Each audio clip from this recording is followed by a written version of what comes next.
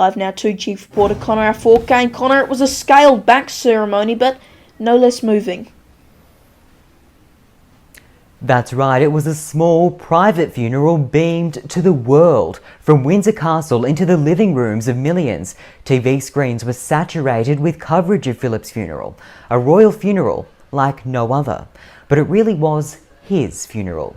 Everything from his hearse, a custom-built Land Rover he helped design, to the music and military ceremony. For 25 years, the Duke has been involved in every detail of planning, according to the Archbishop of Canterbury, who conducted the service. We know he wanted no fuss, which meant no state funeral. While the ceremony was relatively low-key thanks to COVID, restrictions no doubt compounded grief for those who attended and those who couldn't. There was, for starters, the difficult task of reducing the guest list from 800 down to 30.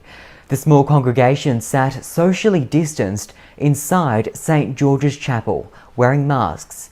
The Queen sat alone, the eyes of the world firmly fixed upon her as she stepped out in public for the first time since the death of her beloved husband.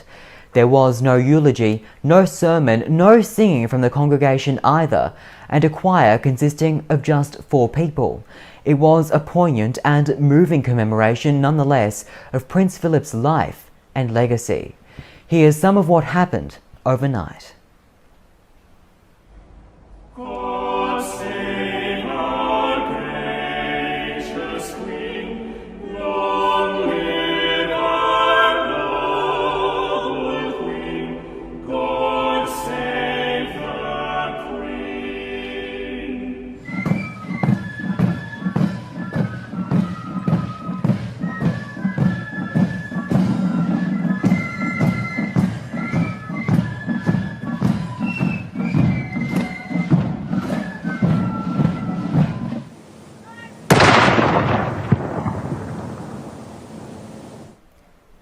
The funeral began at 3 p.m. local time with a nationwide minute of silence in the UK. Flags were flown at half-mast as a family, a country, paid tribute.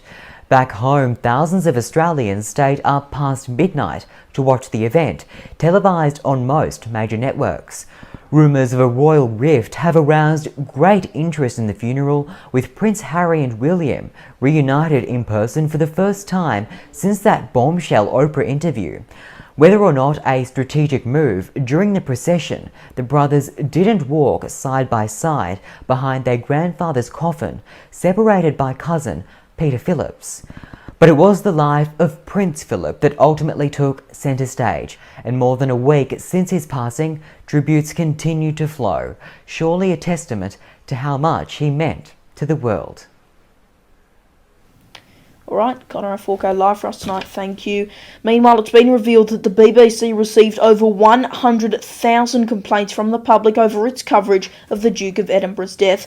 The media giant interrupted programming on BBC One, taking its rolling news coverage on BBC Two, while BBC Four was taken off air completely. All of its radio stations were also affected. Many on social media complained about the wall-to-wall reporting, but the BBC maintains it was a significant event which generated a lot of interest both nationally and internationally. The figure makes the coverage of Prince Philip's death the most complained about piece of programming in BBC history.